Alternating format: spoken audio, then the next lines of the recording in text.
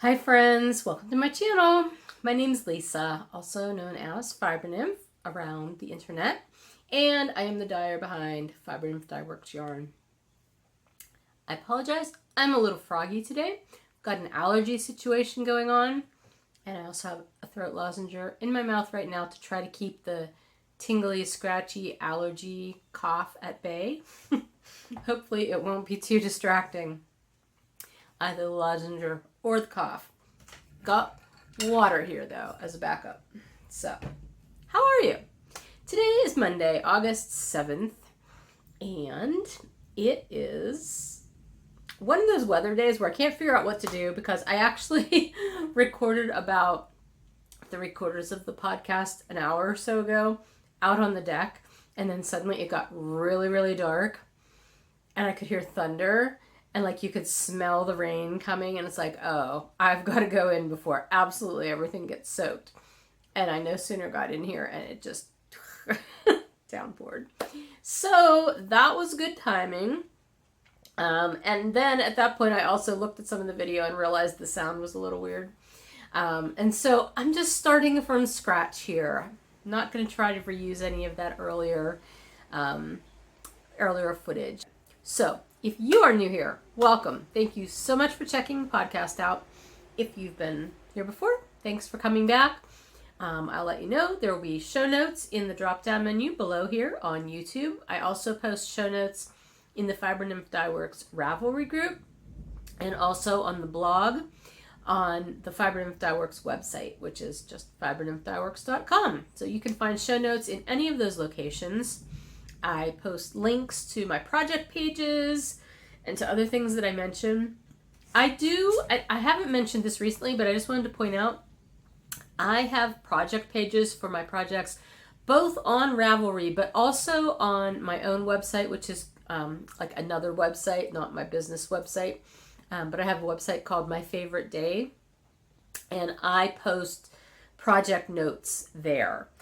And I link to both those and Ravelry in the show notes because I know that Ravelry is not accessible to everyone and I want you to have options. So you can check either of those places. They have the same information and the same pictures, generally speaking, unless I forget to put something somewhere.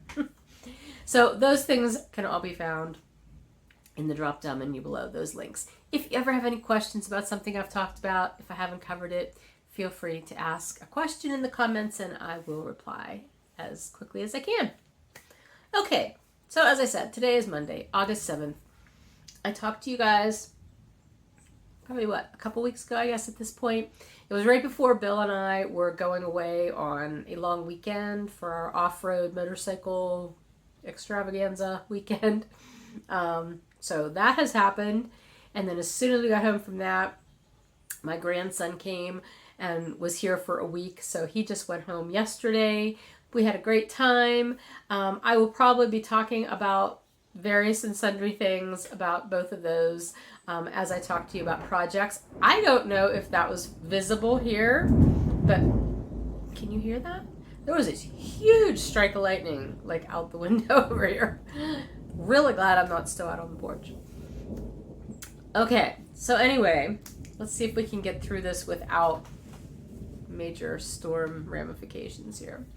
Yeah, so I do have a lot of projects that I'm going to show you about, things that I worked on in the past couple of weeks. So my first crafting thing that I'm going to sort of show you, but I can't show you here, is the my only finished object, and that is my grandson's college blanket. I did finish that.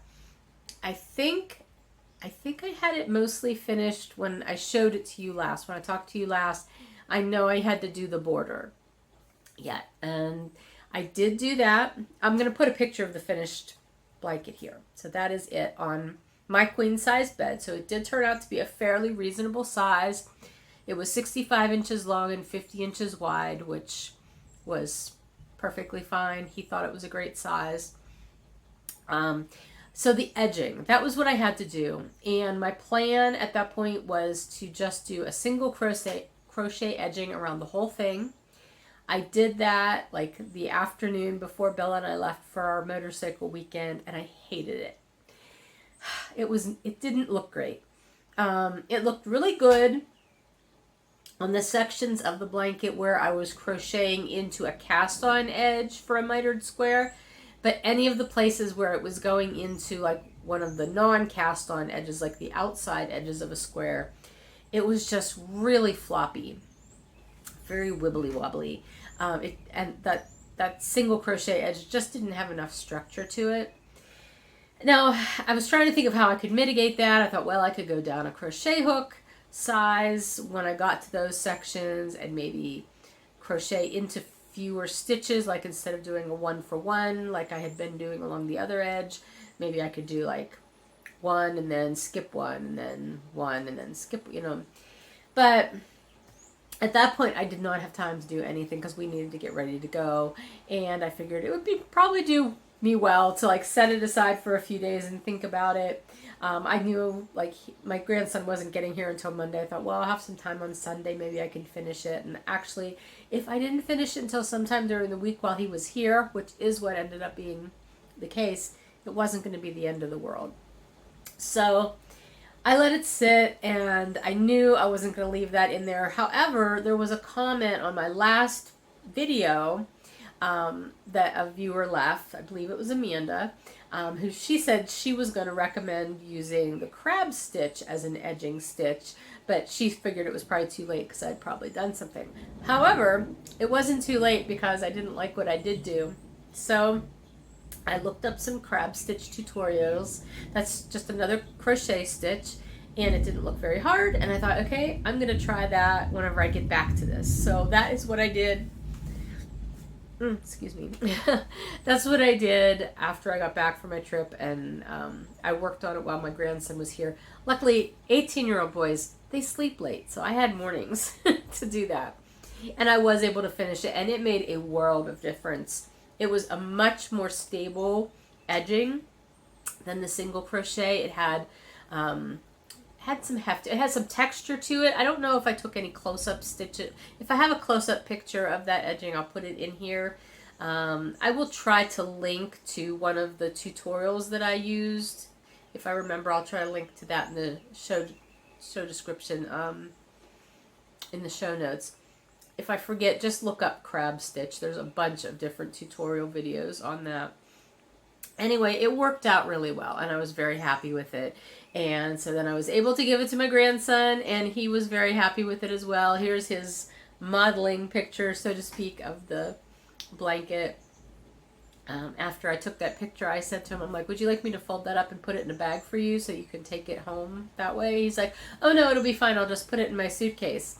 And he took it and rolled it into a ball to take it to a suitcase. I'm like, okay. I didn't twitch. I don't think I twitched in front of him.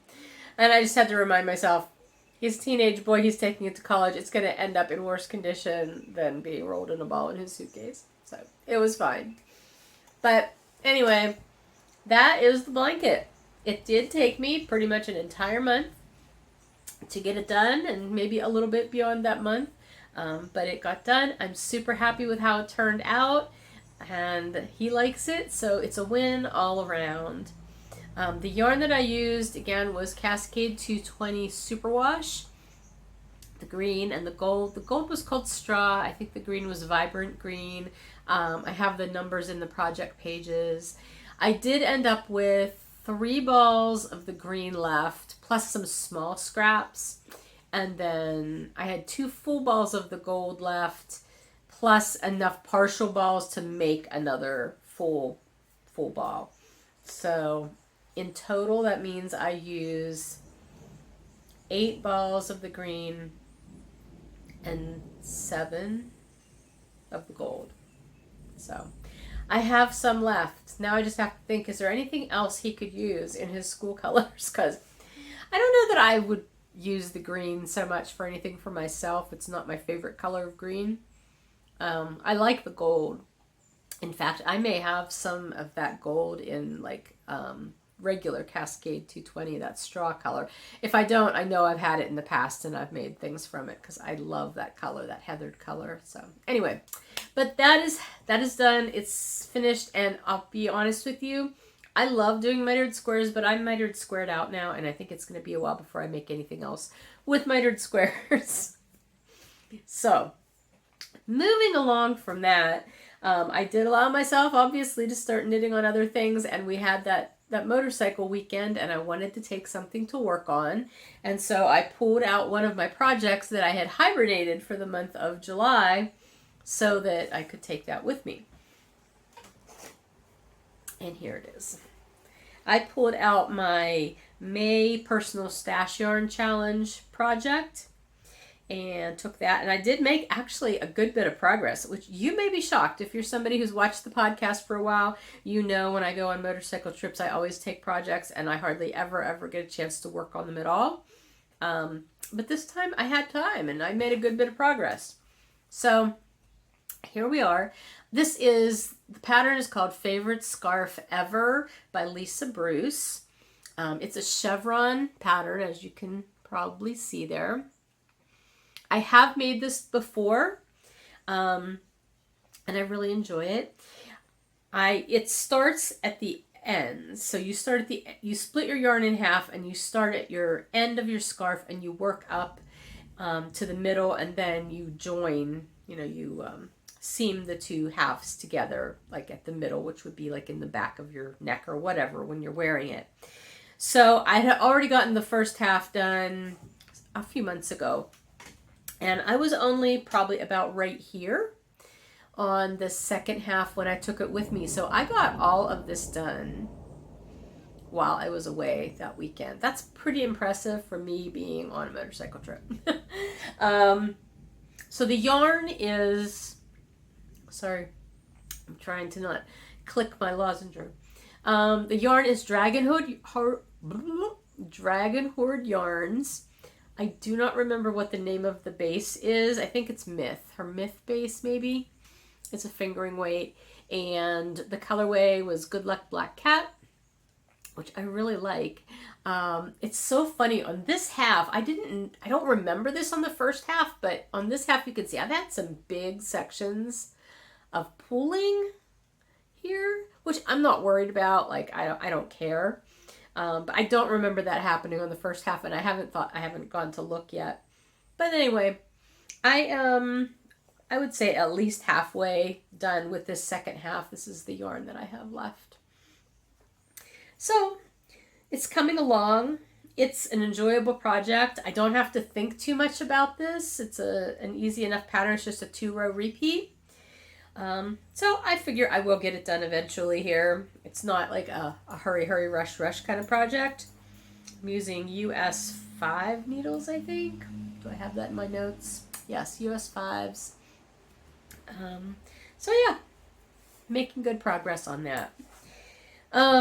Is there anything else I wanted to tell you about this? No.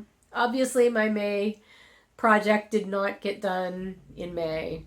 Nor did it get done in June, thus not qualifying for the personal stash yarn component of the A Stitch in Time make along this year, which is another year of stash hosted by Carol from the A Stitch in Time podcast. But that's okay. I'm still using stash, and that's what the goal is. So it's all good. So now, fast forward to this past weekend. When my grandson was here, he came on Monday, and so like Monday through Thursday, we just sort of hung out here. We went kayaking, we did different stuff around here, but then we were going camping Friday through Sunday, so for the weekend, and Emma was going with us. And when I go camping,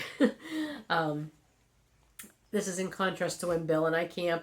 Bill and I camp in very utilitarian ways, like we camp instead of like having to stay at a motel or something when we're on canoe trips or bicycle trips or motorcycle trips, whatever. It's not fun camping, it's just we're staying in this tent so that we don't have to get a hotel every night. However, camping, as I like to do it, involves a lot of relaxation and not as much doing. And so I knew I wanted to take something fun to work on for this camping trip. And while I could have taken that scarf, and I probably could have finished it, I decided I really wanted to cast on something new, especially considering the fact that I just spent the whole month of July working on only one knitting project. I was really thinking I deserved a new cast on. And so I went and I pulled a bag for my personal stash yarn challenge for August. And so I will show you a picture of the yarn. This is some hip strings yarn. The base is called Gifted. It's a DK weight. And the colorway is Sinkhole. Now, I will give you perspective on why it's called Sinkhole. Hip Strings is also from the Pittsburgh area, so, you know, they are local to me. They're indie dyers. And in 2019, a Pittsburgh Port Authority bus fell into a sinkhole in downtown Pittsburgh in the middle of rush hour.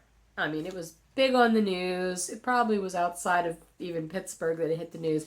I don't believe anybody was injured in that, but it was weird. And there were several pictures floating around of the sinkhole, the bus in the sinkhole. I will put one in here. And that spawned a lot of memes. I know at least one Christmas ornament was created based on the bus in the sinkhole. And obviously it was an inspiration for Jill from Hip Strings to make this yarn. And of course, I had to buy it whenever she came out with it because Pittsburgh native here. So here's what the yarn looks like in a cake. This was a very poorly wound cake. It sort of went wonky there at the end.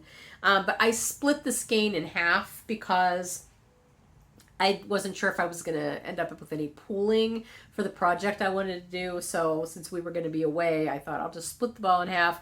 If it pools, I can start alternating the halves of the skein. If it doesn't pool, I'll just finish the one half and go to the second half, which it did not pool. So the project that I decided on for this yarn is a cowl, and it's called the Ikigai cowl, which I will put a picture here.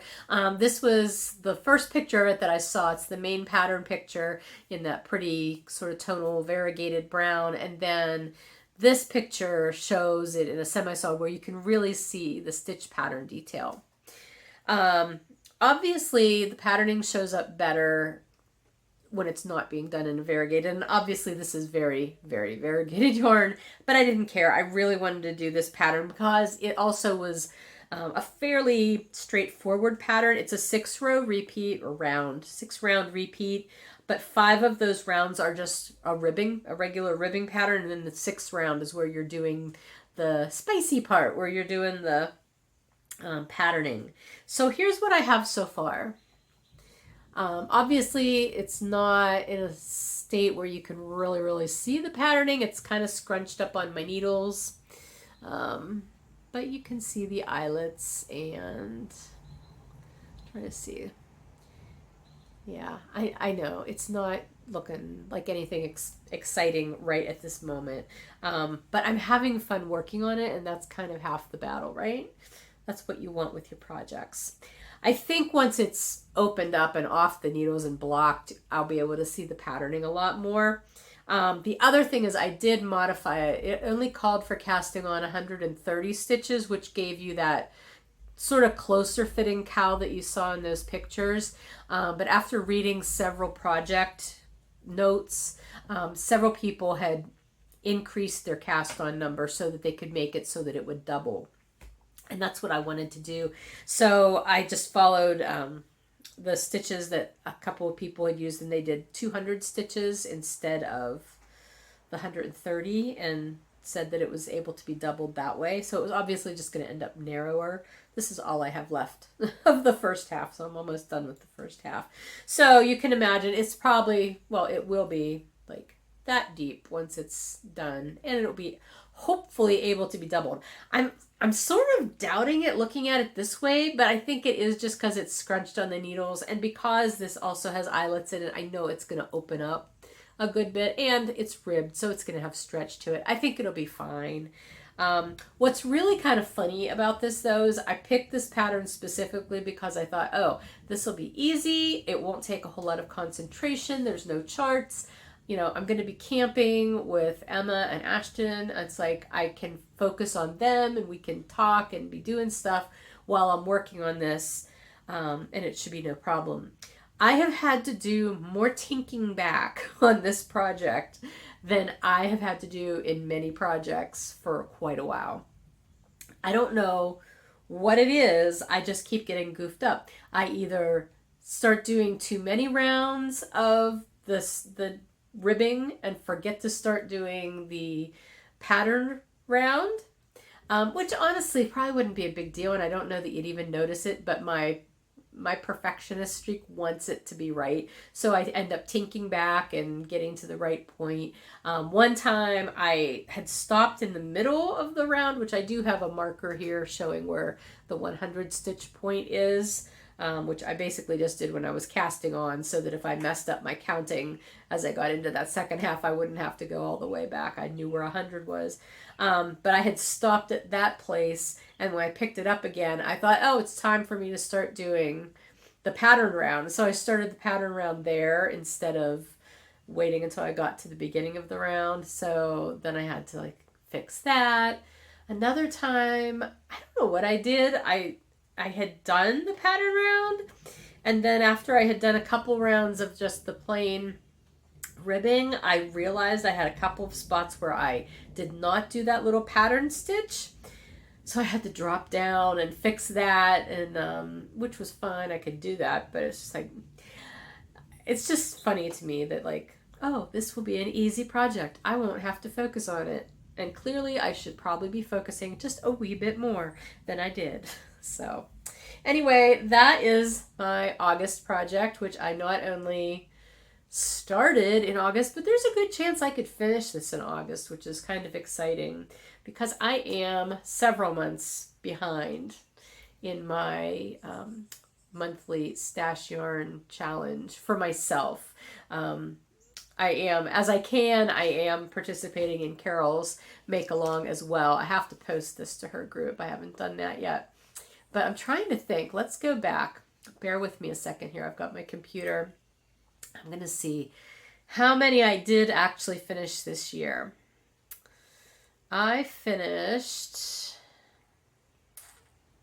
okay, I did my January stash yarn project. That was the very first moss stitch shawl that I did and then I wrote the design after that. So January got done. February I did a shawl.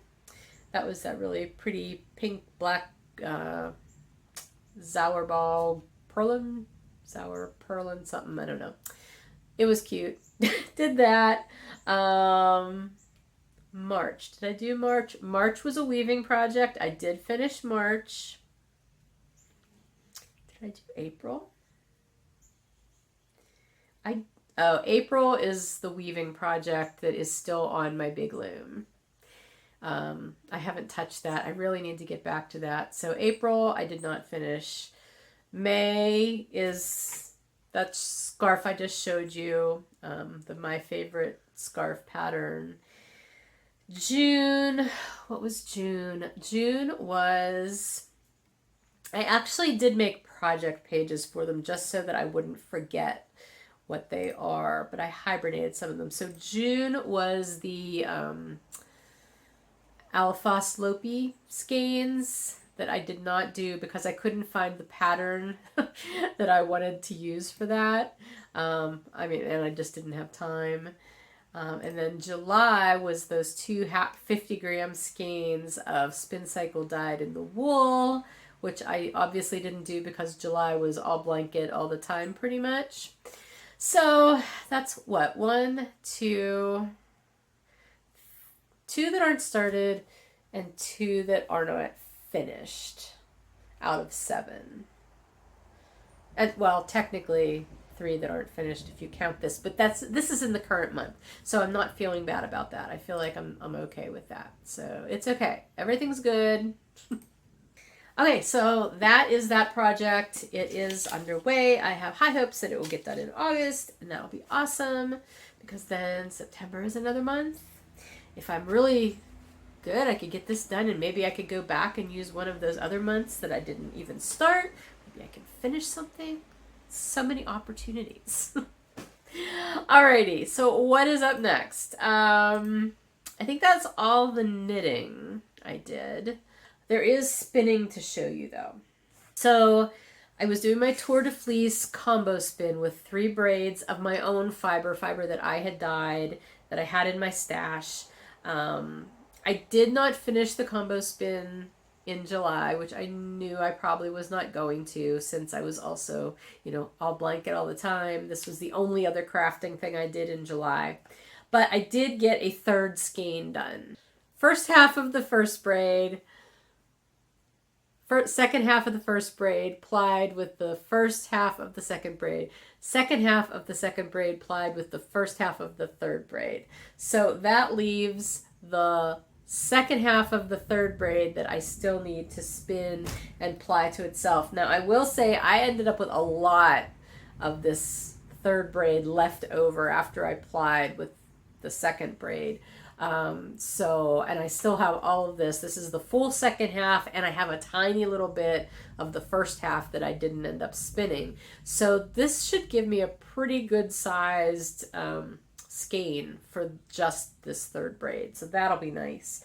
I really like how the yarn's turning out. I'll be interested to see how much yardage I end up with. I think at this point I have at least, I think, 600 yards. Now, I won't know final yardage, obviously, until it's soaked. But let me look here real quick at my notes. Do I have it on here? I don't. I don't have it in my notes yet. I have it in notes on my phone, but I'm recording on my phone, so I can't tell you. I think I'm close to like 600-ish yards, maybe a little bit more. So I think I'll end up with a fairly decent amount. My hope is that maybe I'll be able to do some sort of a summer top with it. I don't know. We'll see. I think it's turning out to be around, it's probably a sport weight overall. The one skein I got more yardage per grams than the other 2. So I don't know. And that was the first one, which is the one with silk in it. Yeah, 2 of the braids are BFL silk, and then the 2nd braid was just BFL. I'm fairly certain. I didn't have it labeled, but based on the fiber, that's what I'm thinking. So anyway, those are all details you probably don't really care about at this point. But it's coming along, and I'm really happy with it. Now, that's all I did on the combo spin. However, I did have just a wee bit of other spinning that I did. And that was while we were away on the motorcycle trip. I decided to take one of those little KnitSpinFarm batlings that I had, which was also amongst my fiber that I had pulled out for Tour de Fleece.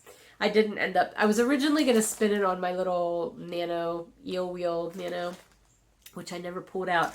But I decided, just for shits and giggles, I was going to take a spindle with me to the motorcycle thing and do some drop spindling. And so I did. This is a little tiny Turkish spindle that I got from Knittyandcolor years ago. I think probably like the last year that I vended at SSK, and she also vended at SSK that year. And so I got it. Isn't it cute? I just love that bright green. I usually keep this little spindle downstairs in my dyeing area, and I'll pull it out every once in a while and just spin if I'm waiting for something to come out of the oven or need to wait for something. But I decided to take it with me, and I took this little batt, and this is what I got done. Not that much. It's funny. Anytime Bill sees me drop spindling, he always says the same thing. He's like, I do not understand why anybody would do that if they own spinning wheels, and you could spin so much more faster and efficiently on a wheel. Why would you waste your time using a drop spindle? And I had to explain to him. I said, it's not about the efficiency. It's about the experience. It's the process, because it's enjoyable to drop spindle once you know how. If you're just learning and you're struggling because it keeps dropping, more dropping, less spindling, then it's not fun. But like, if you know how to drop spindle and you enjoy it, it's very meditative and very satisfying to do. And he's like, I just don't get it. And it's like, that's fine. You don't have to. The Turkish spindles are fun though, because then you can do that pretty crossover thing that makes that pretty little turtle. So yeah, I did this, and you know, it's always fun. Anytime you do a fiber art in public, you know, around other people, it's always interesting the comments that you'll get. Now, like I was sitting on my motorcycle. I drive a Ural, which is a sidecar rig. When I'm doing anything off-road, I don't do off-road on 2 wheels. I don't enjoy it. I don't like falling. I don't bounce as well as I used to when I was younger. So, you know, I want to be on 3 wheels. So this is my rig, in case I've never shown it to you before. That's actually the first day when we were there, I think. I think I'm putting in a picture of the first day. I will then put in a picture of it after we had been on the dirty, dusty, muddy trails, and that's what it looked like.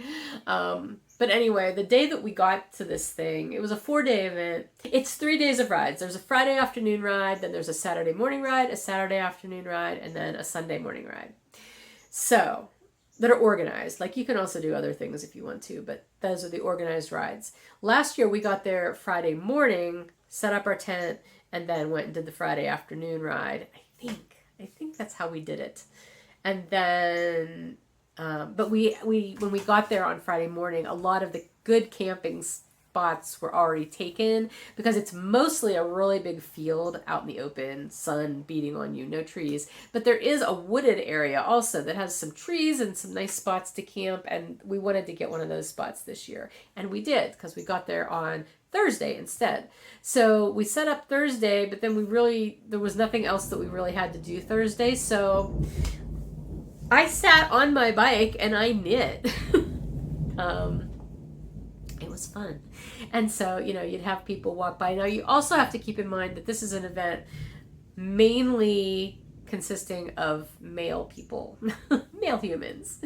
There are other women there, definitely, but like, most of the time it's guys. And right around where we were camping, it was all guys. So I'm sitting there knitting away, and then some guy was coming around with 50-50 raffle tickets.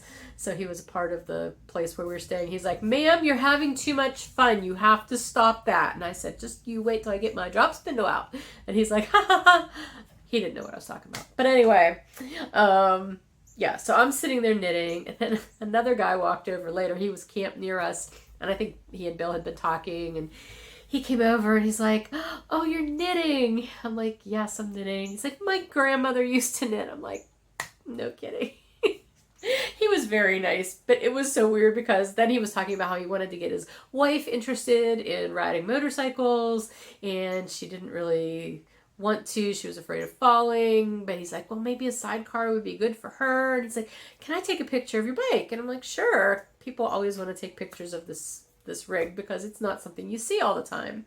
So he was going to take a picture, and I'm like, well, here, I can move, because I had all my knitting stuff sitting out. He's like, oh, no, just stay there. Just keep doing what you're doing. Like, you don't have to look at me. Just knit, and like, yeah, just like that. I'm like, this is sounding a little creepy. I don't think he meant it that way, but I'm like, is this some weird fetish? I don't know what's going on now, but anyway, he took his pictures and it was fine.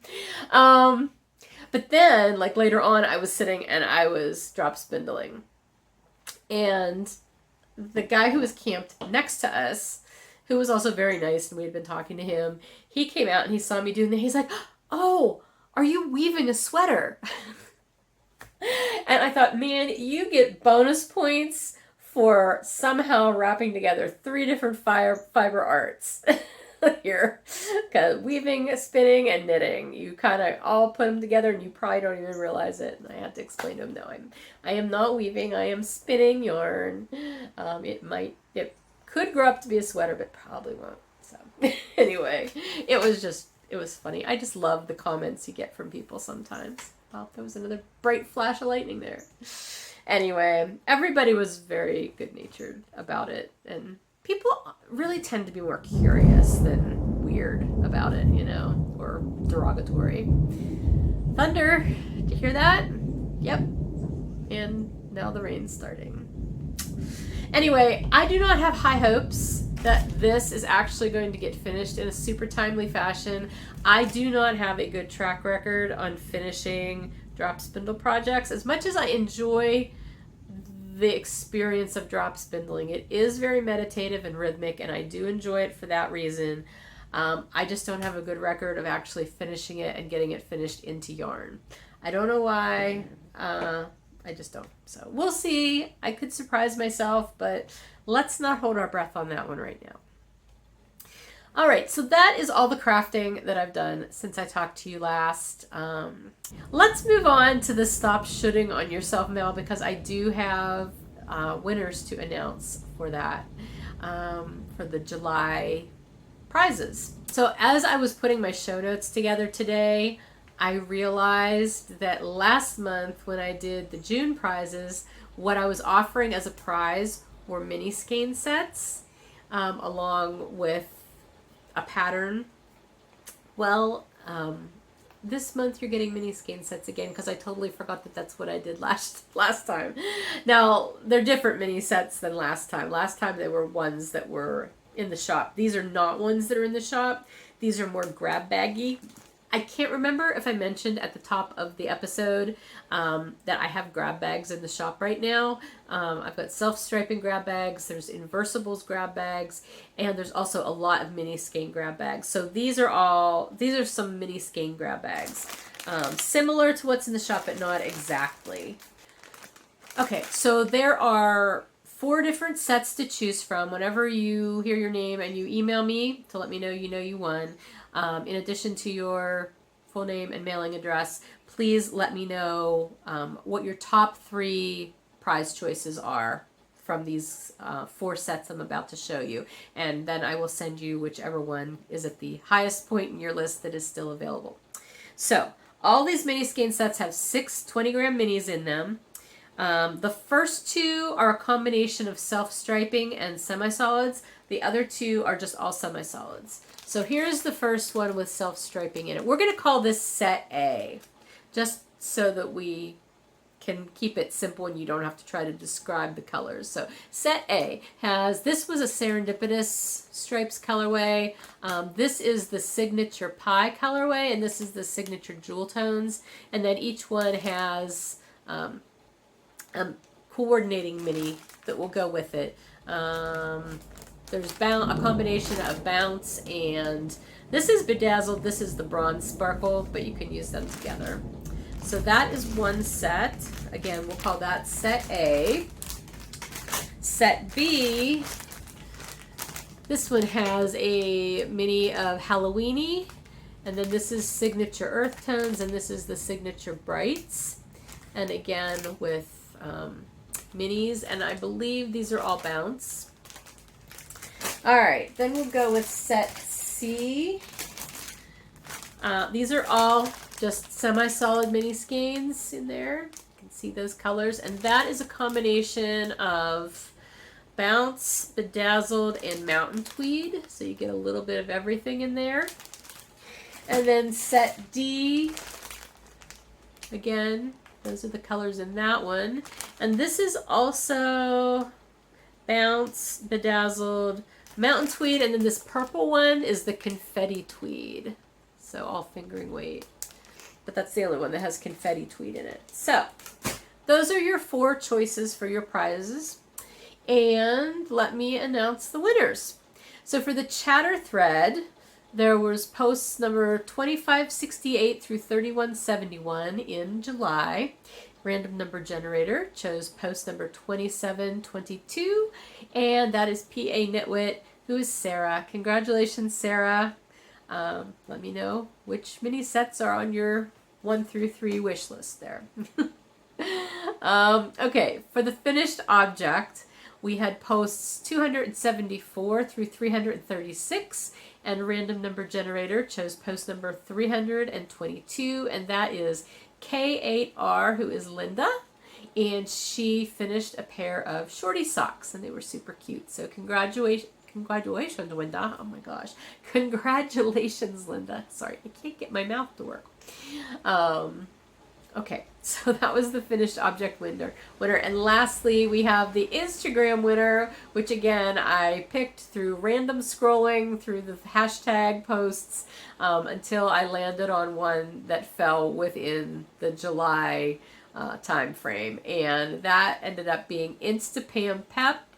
She posted on July 25th, and it was the start of a really pretty little colorful shawl. So congratulations, Pam. So Sarah, Linda, and Pam, please email me at lisa@fibernymphdyworks.com. Let me know all your mailing information and your top 3 mini skein set choices, and I will get those out to you. Thank you to everybody who continues to participate in the knit along or the make along. It's not just knitting, it's making of any kind that you want to do. We have somebody baking, which is extremely exciting. Yeah, and it's going on through the rest of the year, so even if you haven't participated up to this point, you are still welcome to join in. You can find all the details about it in both the Ravelry thread or on the Fiber Nymph Dye Works blog. There's a post that's pinned at the very top that tells everything about it. I believe I also have a link in the menu bar at the top, so you can just click directly to that post. And then you can participate either in the Ravelry group or through Instagram, either way. Or you can just kind of take part, informally. You don't even have to post if you don't want to. It's not a requirement, unless you want to win prizes. If you want to be eligible for prizes, then you have to post somewhere. So, anyway, but yeah, I'm really happy that that's still going. The chatter thread on Ravelry, I gotta say, is very active. So thankful to all of you who take part there. I finally caught up again the other day because as well as just knitting on the blanket all the time, July was hard for me to keep up with messages, but I am caught up now. So, alrighty, I think that is everything. As far as the shop, like I said, there are grab bags in the shop. The grab bags are priced 30% off the retail price, so it's a pretty good bargain if you like to get a surprise.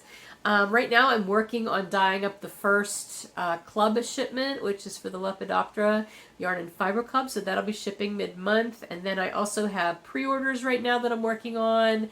If you are somebody who purchased the a Middle-earth Winter Holiday Countdown collection, you had the option of doing an early access pre-order for my first 2 colorways in my Middle-earth Imagined line of colorways that will be coming out this year. So I'm working on getting those done, and then once those are shipped out to those people, I will have those in the shop at large for people to pre-order if they're interested in. What else is going on? Oh, I hesitate to say too much about this because I don't know exactly when it'll be up, but a lot of people always ask me, like, can I get just a semi-solid? Can you dye up semi-solids for me? I used to have that as a listing in the shop, like a custom order thing. I had to take it down for various reasons. Same way with mini skeins. I used to have my mini skein listing. I'm working on getting those back up into the shop, but configured differently to make them more workable. The bottom line with both minis and semi-solid is I just do not have the physical space to keep a large inventory of those things here. So they work much better as a dye to order item for me. So as long as you're willing to wait a couple of weeks to get them when you order them, I'm happy to dye them up.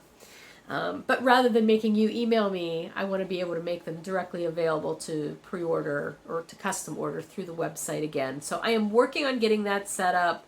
I'm going to make them available on mini skeins, half skeins, and full skeins of various bases.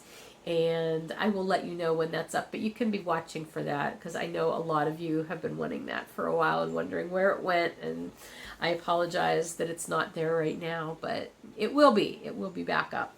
And then we're going into fall, and I have a whole bunch of things in mind for fall that I'm going to be putting in the shop, as well as I will finally be publishing that moss stitch shawl pattern that I feel like I have been working on all year, basically, at this point. My poor test knitters have finished ages ago. At this point, my holdup is having enough yarn dyed for it so that once I publish the pattern, if you want any of the yarn that was used like in the samples or colorways that I have specifically in mind for this, you'll be able to get it. So that is what I'm working on. September is my goal. feel like that's a good time to start knitting on shawls. Not that summer's a bad time to knit on shawls. You can always knit on shawls, but that is my goal. So that's all happening. Other than that, I think that's everything. I told you about the motorcycle thing. I told you about having my grandson here. It was so much fun. You know, he's 18, and I don't think since when he was little, I know he spent like a week at my house here and there, usually with his dad.